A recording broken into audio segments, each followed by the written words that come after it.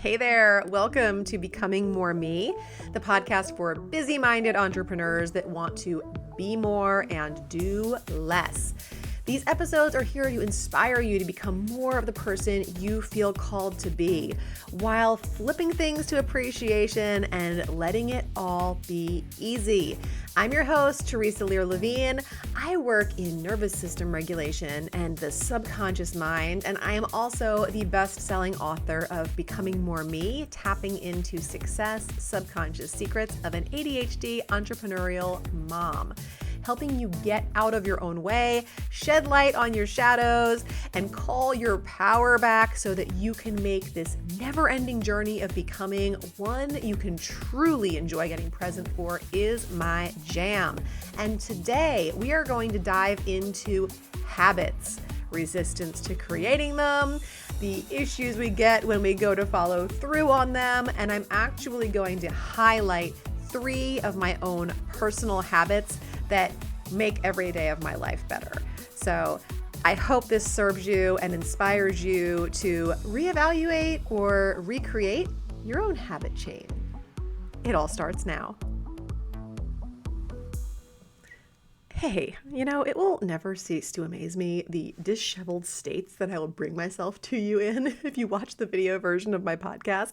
I feel like when I do a solo episode, I am usually compelled at unusual times. They're not really unusual. They're just not when I'm dressed and made up and looking camera ready. That's all. So I really should just stop criticizing myself for it. But it always surprises me. So I literally just got back from my walk. It's kind of this beautiful morning this morning. It was rainy. Now the sun's peeking through. It's spring. My red buds are blooming like crazy outside of the front of our house, my favorite trees. And the sun was coming up over the treetops, just illuminating all that bright spring green in the big tall trees. My sneakers are still wet on my feet from all the puddles that were still on the ground that I was trekking through. And I was just really feeling inspired. I woke up this morning and I had a new pair of shoes that I was putting on to do my workout with my husband in our, basement area where we work out before he goes to work.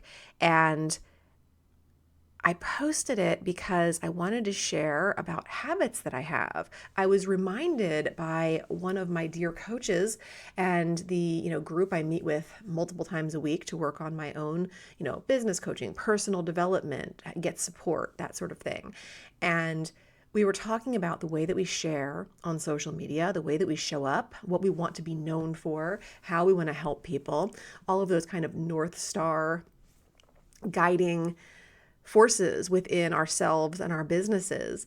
And I was realizing that although I do try to share a lot of that kind of stuff, I'm probably short of where I'd like to be, especially with the personal sharing. And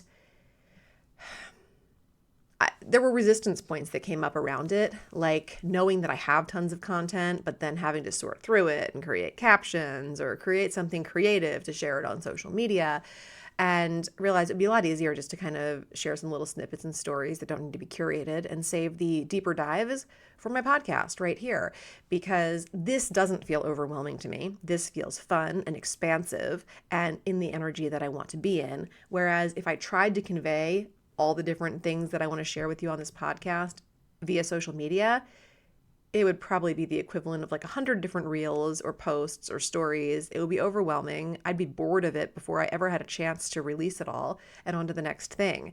So I've been finding better ways to honor my ADHD brain, my creativity, and what I want to share, and really trying to point people, while there's great stuff that I'm sharing that's different on social media, the longer form content is here in my podcast. So we were talking about that. And then this morning I shared, and I shared this picture of my shoes at like 4:30 in the morning and noticed that it has been the better part of a decade since I began the habit of waking up before my kids. And back in those days, it was hit or miss because, I was even having children during that period of the last 10 years. My youngest is 7. And, sometimes the others would wake up earlier than you expect to, or have a bad dream or whatever else. So the consistency I really had to try for it a lot harder than I do now. I mean, sometimes my kids wake up early now, but they're of an age now where I can say, hey, I'm in the middle of my workout, and they've grown up seeing me work out in the morning, knowing that that is the foundation of my day, and also knowing that I am not the happiest if I have to stop doing my workout. Even on rest days, like where I intentionally rest, I feel like something's missing at this point because it has become such a habit. But there was this realization that it's been the better part of a decade, and just really letting it sink in that these habits that are at one point in our life, they feel insurmountable, difficult. We have to do a lot of, preparation to make them happen, become easier over time. When I was first starting to do this, I remember I was really struggling with kind of getting some weight off after having my now 10-year-old. And I didn't feel like anything that I was doing was really working. I had tried a lot of different things and I was feeling a little stuck. And I had been talking with someone, and she had suggested a particular, exercise program and some supplementation. And I was really, it took me months before I was like, yes. I think the investment was somewhere around $120 or something. And that felt significant at the time as far as like investing in myself, which is crazy considering how much I invest in myself and how easily I invest in myself now. But that too is a habit and a muscle and something that needs to be grown. So back then, I remember I really had to plan in advance. I needed to sometimes like set things up in the morning, like my pre-workout and my water to drink during my workout, and know exactly what workout I was doing and how long it was going to take so that I could reverse engineer, set my alarms for the morning, have my workout clothes laid out, and even what I was going to change into afterwards if I had the time to shower. And those preparatory things are what allowed it to become a habit. Because if I had just woken up every day whenever and thought that I might get down there, I would have gotten hung up like, oh gosh, what am I going to put on? Or, when's the baby going to wake up? I don't have time. I would have gotten caught up in different thoughts or beliefs that would have prevented me from following through. But 10 years later, now sometimes I do things to prepare, especially if I know the morning's going to be kind of tightly timed, or, sometimes we work out like super early because my husband has a flight or something like that. And some night before setup is helpful, but I don't need it anymore either. I can get up. Now I kind of have my closet organized, so it's easy to pick out an outfit to work out in, and it's easy to figure out what I'm going to wear after that, and it's easy to get whatever I need before my workout to, energize and hydrate and everything else, and it's part of the routine, and it's a part of the time that we build in. My husband and I actually had to look at when we started working out together, because that wasn't part of the habit either. Now we work out together. That built in a year or so after I started doing it. So those first couple of years, I was really pushing to create the habit because I didn't have a partner doing it with me. I had a partner that was supportive of me doing it. And, if the kids woke up and it wasn't a time that he was at work, would help. But it was a lot harder at the beginning than it is now. And a lot more habits got created because of that habit. And now not only do we work out in the morning, but we also try to get outside and take a walk during the day. There's healthy changes in the way that we eat and the activities that we do and what we find nourishing. So one habit can definitely lead to a lot of other habits. And I was just kind of examining that this morning mentally and thinking about all of the habits that are baked into my day. Because when we were having this conversation, through business coaching and things, it was like, you share about these things. And I'm like, I don't just have one or two habits that I could like repeatedly share day after day. And I'd also get bored of that. Like if my habit every day was to share about like my pre-workout routine, I would personally get bored about sharing that every day. I don't mind sharing it. I'm happy to share when people ask. And sometimes I do share it in things like my stories, but I don't love the repetition of the same thing over and over as far as sharing it. I love the repetition of the same thing over and over as far as routine in my life. I'm very much a creature of habit. I have a great understanding now of how neurons that fire together wire together, and I actively try to unwire things as well. And that is at the heart of the work that I do. That is subconscious mind work. That is nervous system regulation. That is the coaching I provide, and it's the self-coaching that I do. And it's what I want to be an example of through what I share and what I do, because I am very conscious of living a life that is in alignment with how I coach others to create the life of their dreams and desires also. So if you're looking to add new habits into your life, realize it's not always like an overnight thing. Give yourself time and give yourself grace. And also realize that some habits are not meant to be. This still happens to me all the time. I bought a beautiful journal at the beginning of this year thinking that I would track certain things differently in this pretty space. And I kept up with it great for the first month. And then it was like blank for the second month. I just didn't even pick it up. It didn't resonate. So I was being a little hard on myself at first, like, hey, you invested in it. This was supposed to serve you in this way. And then I realized I had other things that were serving me in that way, and it was okay. And that just wasn't for me. And, perhaps there's a part of me that should have realized that in advance, but I really wanted it to be something that would work, and it just didn't. I've talked before on different shows, and I've even shared my process around my daily planning, but I used to be one of those people that would buy all the different planners and think that somehow it was going to change my life instead of me changing my life. So many people out there doing that, just thinking like this planner is going to solve the issue of my own resistance or my own lack of motivation or my own disconnection or, so many things. And then I got really simple about how I do my planning. And now it's like I have a digital document on my Remarkable tablet that I am able to keep up with my to-do lists very easily. And you can hear all about that in other podcast episodes. I'm not going to go into that here, but I am going to share that one of my favorite, and it's not my favorite thing. I don't love doing it. But one of the things that serves me the most is a practice that I've called next day neat.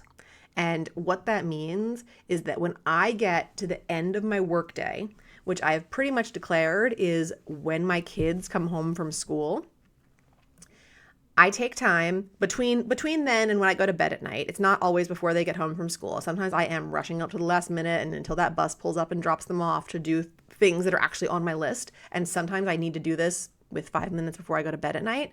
But I take all the things that didn't get done that day because I am still someone who puts too much on my list. But unlike the someone I used to be that put too much on my list and then beat myself up for not doing it, even though it was never possible in the first place, it's more like, hey, these ideas, like I know what the priorities are. I pick 3 things every day that are the priority, and whatever doesn't get done outside of that, it's like, whatever, it can get shifted to another day, another time. Maybe it's not important to do ever. That will make itself present at some point. But I take those few minutes to reorganize the next day and make it neat, to know what the 3 priorities are for the next day. And to even understand, for me, it's actually really helpful to understand the time that different tasks take. So my 3 priorities might be things that take an hour. And if they take a longer period of time like that, I also want to look at, does this get broken down into smaller things that maybe take 20 minutes each or something like that? Because sometimes we look at those larger chunk tasks and we get overwhelmed and we avoid them. I do, at least. I can get resistant to those things. And that is when we go looking at our list for those 5-minute tasks or those things that don't really move the needle on anything. Maybe they need to get done. Maybe not today. Maybe it would be fine if they got done in a month. But we choose those instead for the dopamine hit and because they don't take as long. And then we don't do the things that actually make a difference in our life. So I try not to put too many of those things on my list unless they feel like they are actually important to do, because I know what my habit is for choosing them. Or I will mentally time block my day where I know that between 9 and noon, I'm only working on the bigger task. I'm not even allowed to touch those things. And if I start drifting off, I'm working on one tab on the thing I'm supposed to be working on, and all of a sudden I'm opening another tab and I'm shopping for something on Amazon or whatever, I now am so much more aware and also willing to catch myself and redirect myself. That took a long time, and that is a great application for EFT tapping when you find yourself resisting the work that needs to be done. But it's a matter of retraining your brain. And now when I start drifting off, if it's something that I do want to do, but just not then, I write it down. That way I don't forget it, or I leave the tab open. Lord knows my poor Google Chrome browser has like 131 tabs open on it right now. But then my tabs are categorized in, other tabs, and they get shut down, and then they're not in front of my face. But I write it down, and then I tell my brain, because my brain that's taken me off in other places, that what I really want to do is that larger, more important task that I told myself I was going to work on, and that's what I'm going to do now. And it can literally sound just like that. Be like, you know what? What I actually want to do is fill in the blank, and I don't need to do this right now. So I'm closing this tab. I'm writing this down. I will come back to this later. But what I've committed to doing with this time is whatever the item is. And sometimes I say it out loud. Sometimes I say it in my head. Sometimes I give myself a little tap somewhere to kind of make sure it sinks in. And it does work wonders, because our brain wants to please us, and it wants to do what we tell it we want to do. So it's very important that we are always giving our brain messages that are aligned with what we actually desire and want. Otherwise, it's just going to take us to some other form of, something pleasurable, something that doesn't feel uncomfortable. And those are not the things that change us. So like I always am preaching about, our awareness really matters. And we can go through life unaware. We're always going through life unaware of certain things. That's just a given. But when we can get that awareness in the areas of our life where we really want to change, then we can actually make that change. Otherwise, we're always going to be going through a brain or body reaction to our changes, which is essentially like, holy shit, I don't want her to change. I don't want to change. We all want change, but we don't want to change. And we certainly don't want someone to change us. And that's where resistance can come in relationship, because when we feel like someone else wants us to change, usually that resistance dials up for people. So that's where awareness becomes really important in relationship. And at the end of the day, change is the only constant. So we might as well be part of it instead of expecting everything else to change, because we are inevitably going to change. So can we please align those changes with what we actually want? And that's the work I do, and it's the work I'm doing in my own life. I'm very open about how my husband and I have been really digging in, especially over the last year, to making our marriage even better, and always leaning into the improvement, even when it's great. And I was noticing over the holidays, it wasn't the holidays, but it was that time of year, that I was having a lot of anxiety, a lot of self-doubt, and I was also just really tired. Hey, is this episode feeling kind of juicy to you? Is it tugging on something that feels like it needs you to go deeper with it? If so, I want you to grab your phone, head over to Instagram, and DM me the word reclaim. I am currently looking for just a few entrepreneurs who really want to experience the next level in their business, in their relationships, in their sex life, without hustle and struggle. So, if the energetic component of this episode, if talking about manifesting, if really wanting to align with that energy and call things into your physical reality is tugging at you, grab your phone, text me Reclaim, and get more info about how I can help you with the new version of the Becoming More Me signature program. And I tell you what, once we get to chatting over there, mention that you heard it on episode 150. And should you choose to join me in one of the Becoming More Me programs, I will give you a 15% off discount. Go on. You know, if you're feeling called to do it, the time is now. Talk to you soon.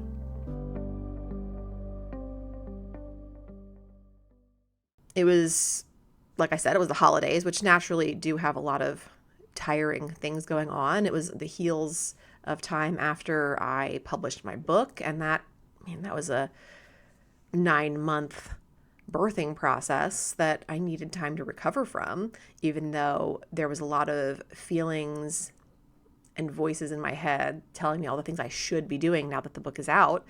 I was having a lot of anxiety, and I knew some things that would help me to feel better.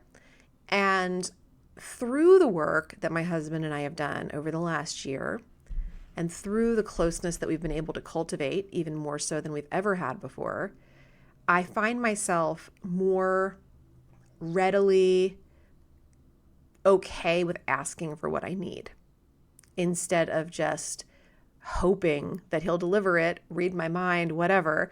Ladies and men, nobody's reading our minds. And we have to share what we want, or we're not going to get it. And it's not easy, and it's not comfortable. But when you know that you have a good bond and strong love and good support, and that someone will listen to you, it does get easier. Maybe easier is not the right word, but it becomes something that you can lean into without fear of rejection or that kind of thing being so dominant that you don't do it at all. So in this time, I first started kind of old patterns, feeling like, gosh, why doesn't he understand that I'm, feeling anxious? Or how does he not know me well enough to see that I'm kind of struggling right now? And then I was like, well, that's stupid, Teresa. And I don't talk to myself like that. But I'm thinking, hey, if I don't tell him, how is he supposed to know? And perhaps there were some telltale signs, and maybe there were things he could have picked up on. Maybe he was already doing things to try to meet me there and help. He's more of an action taker. It's less likely that he would say, it seems like you're stressed and anxious, what can I do to help? He would probably just step in and, do something extra around the house, or do something extra with the kids, or give me more time for what I need, that kind of thing, which is great. But I kind of need to hear it. I need to know that he understands and hear it voiced. So that's a kind of a difference that we have, and something that we've been more clear on. So I let him know how I had been feeling really anxious, and that it really helps me, like when I do yoga nidra or meditation, to usually I have put a hand on my heart and a hand kind of on my belly, my womb space. And even just now, just doing that now, it just opens things up for me and it calms me down. And I really wanted to bring the co-regulatory aspect of that into relationship with him. And I found myself asking for it at times when I needed it. And I'd say, we'd wake up, usually it was in the morning, or sometimes it was in the middle of the night, even when I'd wake up and feel anxious. And I'd say, can you put a hand on my heart? And he would. And then as time passed and I asked for it more, I kind of explained what it was about. And it actually became something that we both really enjoyed. And he also enjoys when I put a hand back on his heart, or like when I rub his chest or whatever else. So it's kind of funny, but over the months, it has literally developed into a habit where when our first alarm of the morning goes off, and I could wake up at the first alarm. I'm up before alarms anyway, but he likes alarms and he likes to press snooze once or twice before he gets up. So I can roll with that because usually I'm listening to my vision casting and doing, meditation or hypnosis or something. So I like that time too. And so the first alarm goes off and we usually kind of like move a little closer to each other or, kind of find ourselves like active cuddling at that point. And then the second alarm goes off, hand on heart. Like it's like clockwork now. And then for that second period of snooze, that 8 to 10 minutes, we're just like bonding hand on hearts, breathing. And it's such a nice way to start the day. But I just wanted to share that because that is a habit. And that is a habit that didn't start overnight. And it's a habit that we both love. And it starts the day off on a beautiful positive note. And it connects us. And I love it. And I have not been feeling that anxiousness since we started doing that on a regular basis. I've also been taking care of myself in other ways. But it contributes to me feeling calmer, more relaxed, more present, and more connected to my husband. So maybe there's something like that you want to build in as a habit. And I feel like oftentimes we think that if a habit's not productive, like working out because we have a goal, and I work out because I like working out, whether or not I have a current, desire to lose weight or gain strength or improve, something else that I'm working on. I work out because I enjoy it at this point and because I feel better, more energized, more focused, more me when I do. So yeah, it might have started from a place of dissatisfaction, but dissatisfaction is a creative state from which when we create habits, beautiful things can happen. So even though the hand on heart habit doesn't maybe seem productive, it totally is, because when I can walk into the day feeling calm, connected, and creative and confident, everything's easier. All those things that I might have resisted or might have not felt in connection with or aligned with, even though they're things that I want, I do them more easily.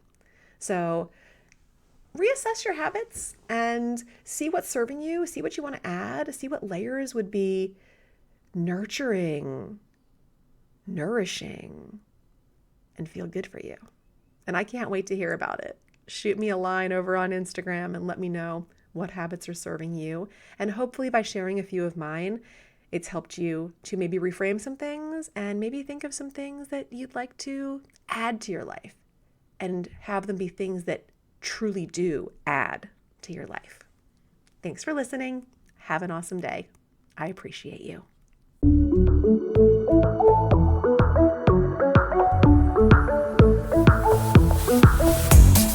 Thanks for spending some of your precious time with me today. If you loved this episode, please leave a review or simply share it with someone else who would get great benefit from it too. If you share on social media, please tag me so I can personally connect and thank you. Until next time, keep taking bold and brave steps towards becoming more of who you want to be in this world. You are capable, you are worthy, and you are enough. And if your inner critic is still trying to argue with those facts, hit me up. We've got work to do.